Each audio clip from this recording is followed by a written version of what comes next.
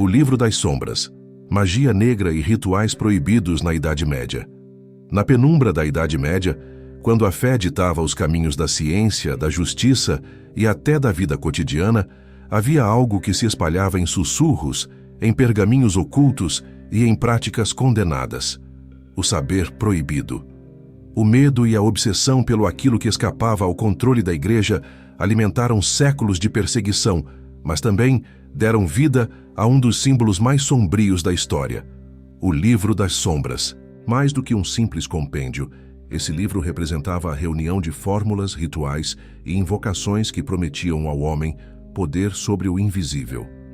Ali estavam descritas práticas de magia negra, pactos com forças demoníacas, encantamentos de proteção e maldição, assim como símbolos enigmáticos que pareciam conter a chave para abrir portais entre o mundo dos vivos e o dos mortos.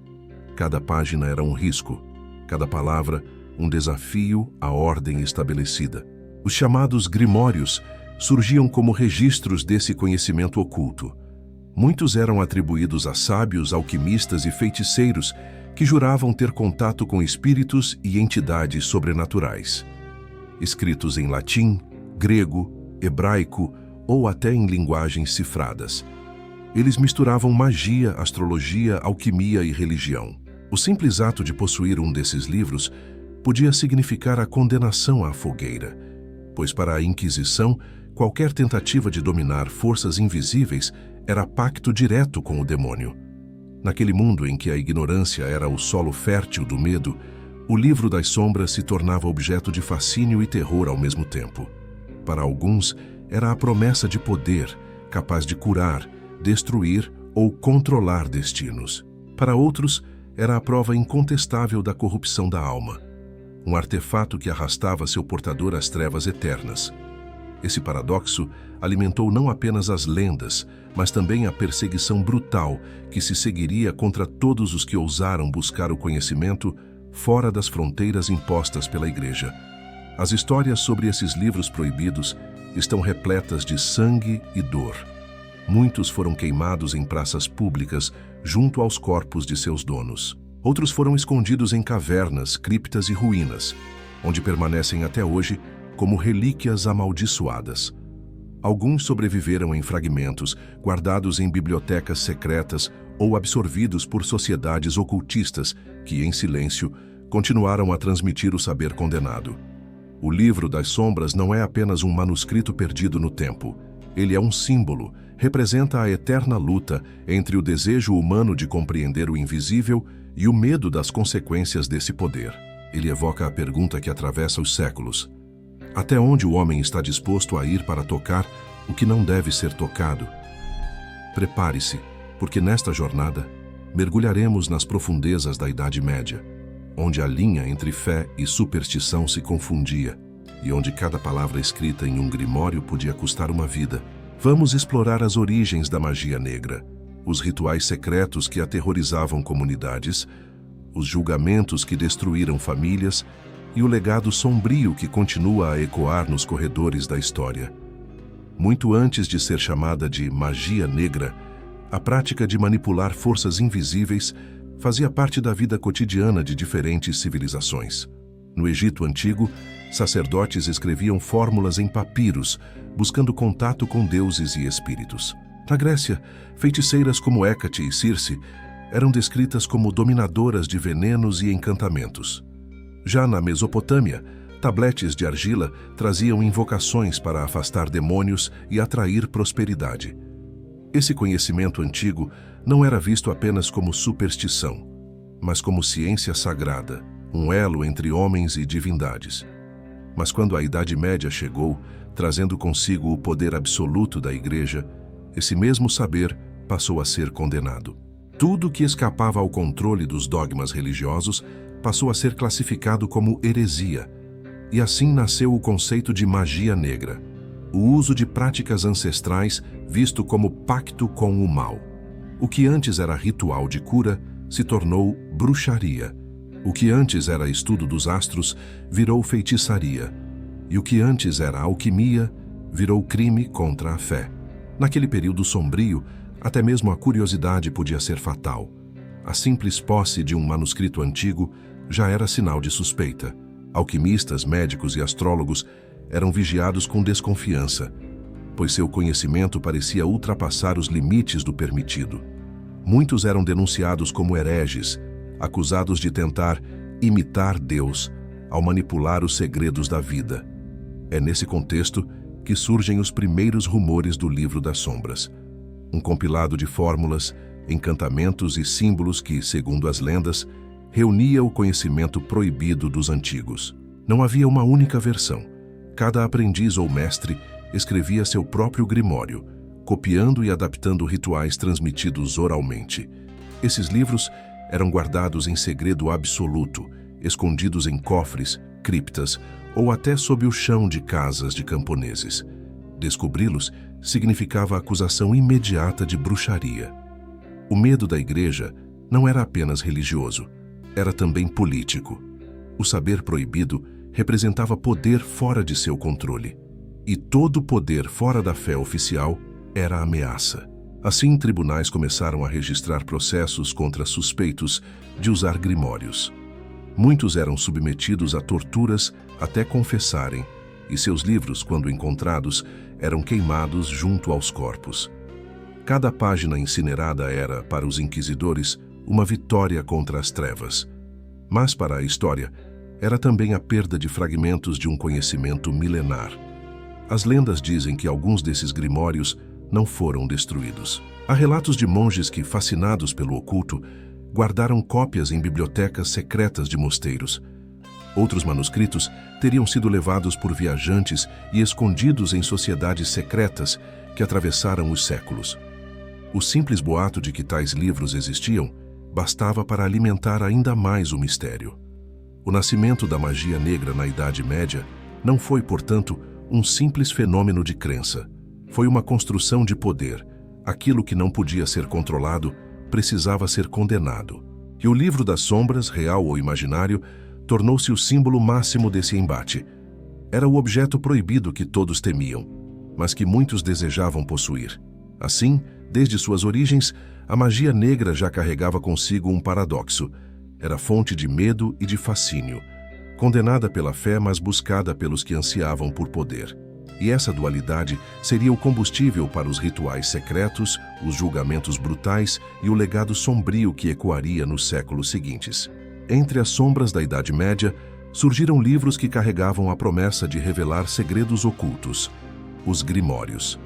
Diferente de simples orações ou hinos religiosos, esses manuscritos reuniam fórmulas de encantamentos, instruções para invocar espíritos, selos e símbolos misteriosos, além de receitas que iam da cura de doenças até pactos com forças invisíveis. Eles eram considerados a materialização do conhecimento proibido, a tradução escrita de séculos de tradição oral que passava de mestre a aprendiz. Alguns desses grimórios nasceram como tentativas de organizar práticas de magia natural e alquimia. Outros, porém, mergulhavam em rituais obscuros ensinando como firmar pactos com entidades, criar amuletos amaldiçoados ou lançar maldições devastadoras. O simples ato de folhear suas páginas significava arriscar a própria alma, pois a igreja via neles não apenas superstição, mas provas de ligação direta com o demônio. Muitos manuscritos famosos atravessaram os séculos envoltos em lendas. O Clavícula de Salomão, ou Chave de Salomão, era um dos mais temidos, supostamente escrito pelo próprio rei bíblico e repleto de símbolos de invocação. O Picatrix, obra árabe traduzida para o latim, misturava astrologia, alquimia e magia cerimonial. Já o Grimorium Verum e o Livro de Honório foram considerados tão perigosos que sua mera posse poderia levar alguém à morte nas fogueiras da Inquisição. O termo Livro das Sombras não era usado na Idade Média como conhecemos hoje, mas a ideia já existia. Cada feiticeiro, bruxa ou ocultista escrevia o seu próprio livro pessoal, reunindo práticas, invocações e experiências secretas. Esses manuscritos eram passados de geração em geração, muitas vezes escritos em códigos ou símbolos enigmáticos para que não fossem compreendidos por olhos profanos. Era uma forma de proteger o saber, mas também de manter viva a tradição proibida. O nascimento desse livro sombrio se relaciona com a dualidade da época. De um lado, a fé esmagadora da Igreja que impunha silêncio. De outro, a chama incontrolável do desejo humano por poder e conhecimento. Para aqueles que acreditavam, cada grimório era uma chave para tocar o sobrenatural. Para os inquisidores, cada grimório era um portal para o inferno. Os rituais descritos em seus textos iam desde simples encantamentos de amor até instruções detalhadas para pactos de sangue. Muitos falavam de círculos mágicos, invocações em línguas antigas, sacrifícios de animais e até de pessoas. Alguns continham ilustrações perturbadoras, representando entidades demoníacas, selos de invocação e diagramas que prometiam controlar forças invisíveis. O fascínio em torno desses livros crescia justamente porque eram proibidos. O medo alimentava a curiosidade. Muitos acreditavam que, com um grimório em mãos, poderiam curar doenças incuráveis, conquistar riquezas inimagináveis ou até mesmo desafiar a própria morte. Esse desejo pelo impossível fazia com que camponeses, nobres e até clérigos buscassem em segredo acessar essas páginas proibidas. Mas a posse de um grimório era também uma sentença. Quem fosse descoberto com um desses manuscritos não tinha salvação. Seria acusado de heresia e condenado às chamas. Assim, muitos foram queimados junto com seus donos e outros desapareceram em esconderijos que até hoje despertam a imaginação de historiadores e ocultistas. O Livro das Sombras, portanto, não nasceu de uma única obra, mas da soma de todos esses manuscritos que resistiram às fogueiras. Ele é a metáfora do saber proibido, reunindo séculos de magia, superstição e medo. Um compêndio invisível, formado por páginas que sobreviveram escondidas, copiadas e sussurradas nas trevas da Idade Média. Se os grimórios eram a teoria do proibido, os rituais eram sua prática, e foi neles que a Igreja encontrou a justificativa para a perseguição implacável.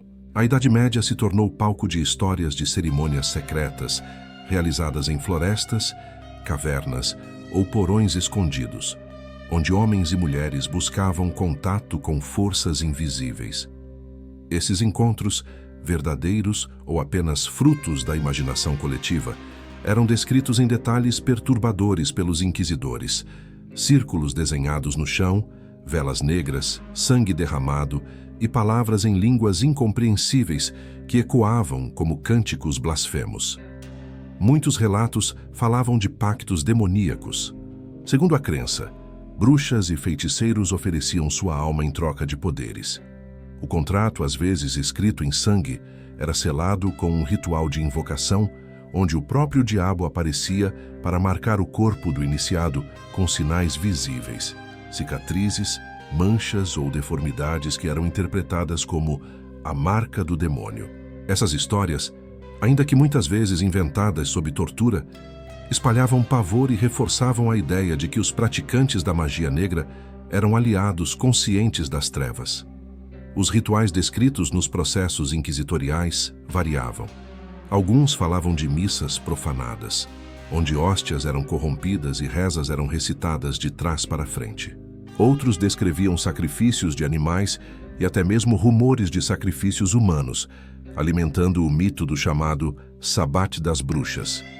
Encontros noturnos em que dezenas de pessoas dançavam em torno de fogueiras, ofereciam oferendas demoníacas e participavam de orgias desenfreadas. É importante lembrar que muitos desses relatos eram exageros ou invenções, criados sob pressão de interrogatórios brutais. Mas para a mentalidade da época, eles eram verdades absolutas, e cada confissão obtida, real ou forjada, era usada como prova para justificar novas caçadas. A chamada caça às bruxas se intensificou justamente por causa desse imaginário. Mulheres que cultivavam ervas medicinais, parteiras que ajudavam nos nascimentos, camponeses que conheciam remédios populares, todos podiam ser acusados de usar o conhecimento para o mal. Bastava uma doença repentina, uma colheita perdida ou uma morte inexplicável para que a comunidade buscasse um culpado. e o culpado quase sempre era o feiticeiro ou a bruxa da vila. Os inquisidores viam nos rituais a materialização do pecado máximo, a tentativa de rivalizar com Deus. Enquanto a fé pregava submissão, a magia pregava controle. Enquanto a religião aceitava a morte como vontade divina, os rituais buscavam mudá-la. Esse desafio era intolerável para uma igreja que já enfrentava crises internas e precisava reafirmar sua autoridade. Assim, a caça aos praticantes de magia negra não era apenas espiritual, mas também política. Eliminar dissidentes era também eliminar ameaças ao poder. O medo de pactos demoníacos cresceu tanto que a simples acusação podia ser suficiente para arruinar vidas. Os inquisidores descreviam com riqueza de detalhes rituais que muitas vezes jamais haviam presenciado. Mas quanto mais terríveis as descrições, mais fácil era convencer o povo de que a ameaça era real. O resultado foi devastador. Milhares de pessoas foram acusadas, torturadas e executadas sob a acusação de praticar rituais satânicos. O livro das sombras, nesse contexto, deixou de ser apenas um símbolo do conhecimento proibido e passou a ser visto como um manual do inferno. Qualquer anotação suspeita, qualquer desenho incomum, qualquer palavra fora do comum era interpretada como parte de um pacto demoníaco. Assim, a Idade Média se tornou palco não apenas da fé, mas também da paranoia. E nas fogueiras que queimaram os acusados, o povo via mais do que corpos, via o triunfo da luz sobre as trevas. O problema é que, em muitas dessas chamas, não eram bruxas ou feiticeiros que ardiam, mas inocentes, sacrificados pelo medo coletivo. Se os rituais secretos e os grimórios proibidos alimentavam o medo popular, foi nas câmaras de tortura que esse medo se transformou em espetáculo de dor e sangue. A Inquisição, criada para extirpar a heresia, usou todos os métodos possíveis para arrancar confissões de homens e mulheres acusados de magia negra. E mesmo que a acusação fosse frágil, mesmo que nenhuma prova concreta fosse apresentada, a dor se encarregava de fazer qualquer acusado admitir os crimes mais terríveis. O processo quase sempre seguia o mesmo roteiro. O suspeito era denunciado, muitas vezes por vizinhos, rivais ou até familiares, e imediatamente preso. Os inquisidores o interrogavam, perguntando sobre pactos com o diabo, participação em sabates e posse do livro das sombras. Negar era inútil. Quanto mais o réu resistia, mais brutais se tornavam as sessões de tortura. A roda, a estrapada e os ferros em brasa eram usados sem piedade. Sob gritos lancinantes, o acusado confessava qualquer coisa que os inquisidores quisessem ouvir. Essas confissões, forjadas pela dor, se tornavam documentos oficiais. Ali estavam relatos de pactos assinados com sangue, de rituais em cavernas, de encontros com o próprio diabo. Mesmo quando evidentemente fantasiosas, eram aceitas como verdades inquestionáveis. A palavra escrita pela mão do torturado valia como sentença de condenação. Depois da confissão vinha a execução. O mais comum era a fogueira, montada em praças públicas. O condenado era levado em procissão, acompanhado por monges que clamavam por arrependimento, enquanto a multidão se reunia para assistir. Para o povo, não era um assassinato, era uma purificação. O fogo destruía o corpo, mas, segundo a crença, salvava a alma, libertando-a da influência demoníaca. Assim, a morte se transformava em espetáculo religioso, em lição pública de obediência e medo. Em alguns casos, os acusados eram enforcados ou decapitados antes de serem queimados. Em outros, eram queimados vivos, ouvindo os gritos da multidão que acreditava estar testemunhando a vitória de Deus sobre as trevas. O cheiro de carne queimada, as cinzas levantadas pelo vento e os restos carbonizados serviam como lembrete eterno. Ninguém poderia desafiar o poder da igreja e sair impune. Essas execuções não poupavam ninguém. Homens, mulheres e até crianças foram acusados de bruxaria e magia negra. Parteiras que usavam ervas medicinais, idosos que conheciam rezas populares, estudiosos que possuíam livros em latim, todos podiam ser arrastados às fogueiras. O medo era tão grande que até a denúncia mais absurda era suficiente para condenar uma vida inteira. E assim, o livro das sombras, real ou imaginário, tornou-se a prova final da culpa. Muitos inquisidores afirmavam ter encontrado grimórios escondidos em casas de acusados, cheios de símbolos e invocações. Não importava se eram apenas cadernos de anotações de ervas ou orações escritas em segredo. Aos olhos da igreja, qualquer palavra fora do comum era sinal de pacto demoníaco. A tortura e a execução em nome da fé revelam o paradoxo mais sombrio da Idade Média. Em nome de salvar almas, milhares de corpos foram destruídos. Em nome da luz, as trevas da violência se espalharam por toda a Europa. E em cada grito arrancado, em cada corpo queimado, não era apenas um acusado que perecia, mas também a esperança de um mundo em que o conhecimento pudesse florescer sem ser esmagado pela ignorância. A fumaça das fogueiras não apenas subiu ao céu, ela impregnou a memória da humanidade. E até hoje, quando falamos em bruxas, grimórios e livros proibidos, sentimos o eco daquela época em que o medo se vestia de justiça e o sangue era derramado em nome da fé. A Inquisição foi, sem dúvida, a mais poderosa engrenagem de repressão da Idade Média. Criada oficialmente no século XIII, tinha como missão extirpar as heresias e proteger a fé católica. Mas por trás de sua fachada de zelo religioso, tornou-se também uma máquina de medo, controle social e destruição cultural. E poucos símbolos foram tão combatidos por ela quanto os livros de saber proibido, os grimórios, os tratados de alquimia, os manuscritos de astrologia e, sobretudo, o chamado Livro das Sombras. A Igreja compreendia que o conhecimento era poder. Controlar o saber significava controlar as pessoas. Por isso, tudo que escapava ao dogma religioso era visto como ameaça. Manuscritos que falavam de astronomia, matemática avançada ou medicina natural eram constantemente confundidos com obras de magia. Muitas vezes, os mesmos textos que poderiam curar ou explicar fenômenos da natureza eram classificados como instrumentos do demônio. Essa confusão deliberada servia a um propósito: manter o monopólio do saber nas mãos da Igreja. Bibliotecas inteiras foram vasculhadas e depuradas. Manuscritos considerados suspeitos eram queimados em fogueiras públicas lado a lado com os acusados de heresia.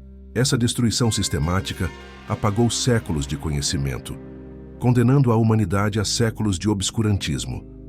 Ainda hoje, estudiosos se perguntam quantos textos únicos sobre ciência, filosofia e ocultismo foram reduzidos a cinzas em nome da fé. Mas não era apenas a perda de livros. Era a perseguição contra os que ousavam escrever ou guardar tais textos. Monges que copiavam manuscritos antigos, médicos que preservavam o conhecimento de plantas medicinais, filósofos que traduziam obras gregas e árabes, todos podiam ser acusados de hereges. E junto a eles, o próprio Livro das Sombras, real ou imaginário, se tornava a prova final da culpa. Os inquisidores se orgulhavam de suas descobertas. Relatórios descrevem livros escritos em línguas estranhas, cobertos de símbolos enigmáticos e selos demoníacos. Alguns provavelmente eram apenas anotações codificadas para proteção, mas bastava a aparência misteriosa para que fossem classificados como obra do diabo. Para o povo, a imagem de um livro oculto era ainda mais aterrorizante do que a de uma bruxa, porque representava não apenas uma pessoa amaldiçoada, mas todo um conhecimento amaldiçoado. A destruição não foi completa. Alguns textos sobreviveram, escondidos em bibliotecas secretas ou contrabandeados para sociedades ocultistas que se fortaleceriam nos séculos seguintes. A própria curiosidade de membros do clero fez com que cópias fossem preservadas em mosteiros, longe dos olhos da população. O paradoxo é evidente. Os mesmos que condenavam publicamente os grimórios, muitas vezes os estudavam em segredo, fascinados pelo poder que poderiam conter. O papel da Inquisição, portanto, foi duplo. De um lado, reprimiu, queimou e apagou grande parte do saber considerado proibido. De outro, alimentou ainda mais o fascínio pelo oculto. Quanto mais se falava da destruição desses livros, mais crescia a lenda de que eles continham verdades capazes de mudar o mundo. O Livro das Sombras, nesse contexto, deixou de ser apenas um manuscrito para se tornar símbolo eterno da resistência do saber contra a censura. Assim, a Inquisição acreditava estar purificando a humanidade, mas, na realidade, estava lançando-a em trevas ainda mais profundas. Ao sufocar o conhecimento, alimentava o medo. E, ao tentar destruir a magia, acabou por imortalizá-la, pois cada livro queimado se transformava em lenda, e cada lenda em semente de mistério que atravessaria os séculos até chegar aos dias de hoje. Embora a Inquisição tenha queimado incontáveis manuscritos e levado milhares de pessoas à morte, a magia nunca desapareceu por completo. Ela apenas mudou de lugar. Quando não podia mais habitar as praças e aldeias, refugiou-se em cantos obscuros, em grutas afastadas, em porões fechados e, sobretudo, nas páginas escondidas de livros guardados por mãos silenciosas. A destruição alimentou a resistência, e o saber proibido encontrou abrigo em sociedades secretas e cultos que floresceram nas sombras. Entre monges curiosos, nobres excêntricos e filósofos ousados, havia aqueles que colecionavam manuscritos ocultos. Muitos formaram pequenas confrarias dedicadas ao estudo de símbolos, invocações e rituais. Esses grupos se reuniam em segredo, protegidos por juramentos de silêncio e códigos enigmáticos. As palavras que não podiam ser ditas em público eram murmuradas em câmaras fechadas, iluminadas por velas diante de livros cobertos por capas de couro e selos misteriosos. Foi nesse contexto que surgiram ordens ocultistas que atravessaram os séculos. Algumas delas mesclavam alquimia, astrologia e cabala, reinterpretando os grimórios à luz de novas filosofias. Outras mergulhavam em práticas diretamente associadas à magia negra, buscando contato com entidades, espíritos e forças invisíveis. O Livro das Sombras circulava entre essas sociedades como um símbolo coletivo, não necessariamente um volume único, mas a soma de todo o saber proibido que resistia às chamas da Inquisição. Em algumas regiões, o ocultismo sobreviveu camuflado como ciência. Alquimistas que buscavam a pedra filosofal, médicos que estudavam plantas e estrelas, filósofos que exploravam mistérios da alma, todos eram herdeiros indiretos dessa tradição. O que para a Igreja era feitiçaria, para eles era o fio que ligava o homem ao infinito.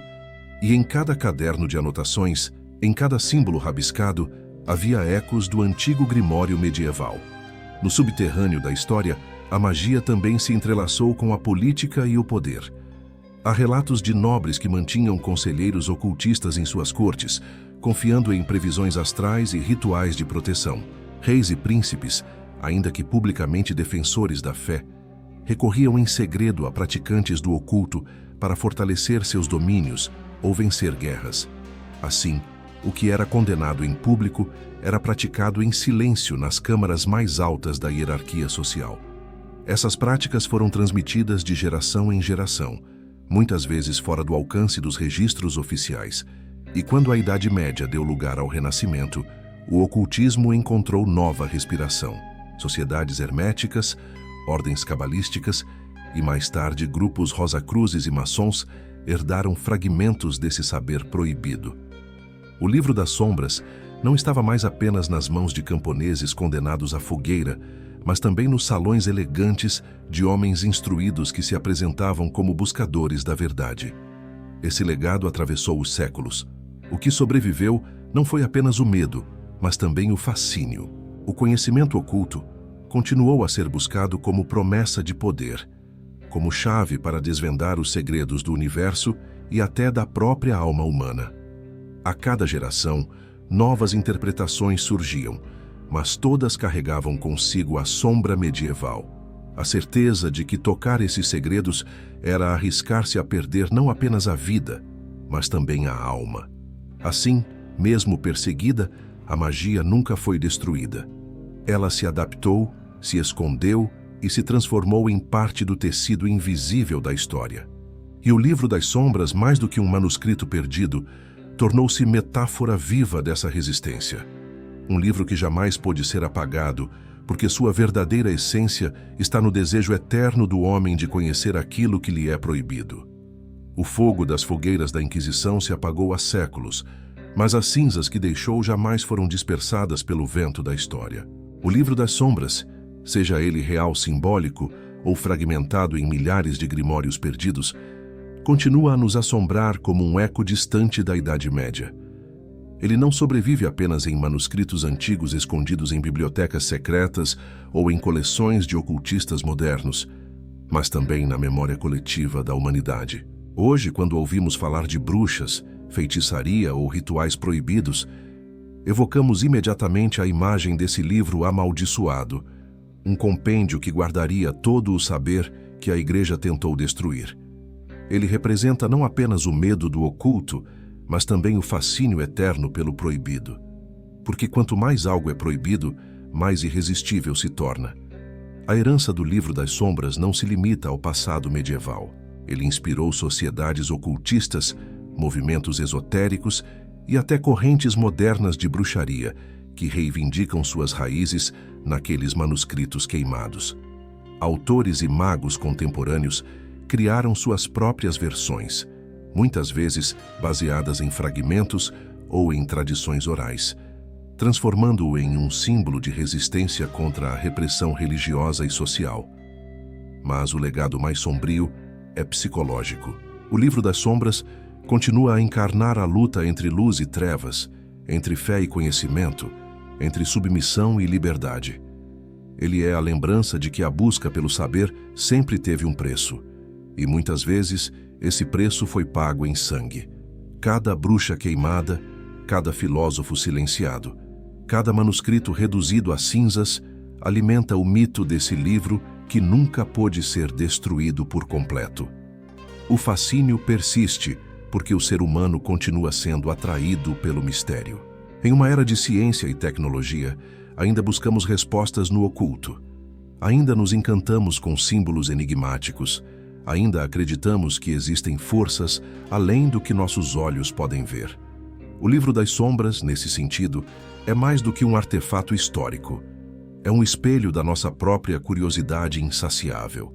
Ele nos lembra que, por trás da superfície irracional, ainda carregamos a sombra do medo e do desejo pelo proibido. Esse é o verdadeiro legado da magia negra medieval. Não apenas os rituais secretos, mas a ideia de que existe um conhecimento oculto capaz de transformar o mundo e de transformar a nós mesmos. A cada geração, essa promessa é reimaginada, seja em sociedades secretas, seja em livros modernos, seja nas narrativas do cinema e da literatura. O livro das sombras, portanto, permanece vivo, não como objeto físico único, mas como arquétipo eterno. Ele é a chama que nunca se apaga, a pergunta que nunca é respondida, o mistério que nunca é desvendado. E talvez resida aí sua verdadeira força, na impossibilidade de ser totalmente compreendido ou destruído. Enquanto houver homens e mulheres dispostos a desafiar o que lhes é imposto, enquanto existir curiosidade pelo oculto e fascínio pelo proibido, o livro das sombras continuará a ser escrito, página por página, geração após geração. Porque ele não pertence apenas ao passado. Ele pertence ao inconsciente humano, ao espaço onde convivem medo e desejo, trevas e luz. E assim, o que nasceu como um grimório perseguido na Idade Média permanece até hoje como um símbolo imortal. Um legado sombrio que não apenas recorda os horrores da perseguição, mas também revela a chama eterna da curiosidade humana diante do proibido.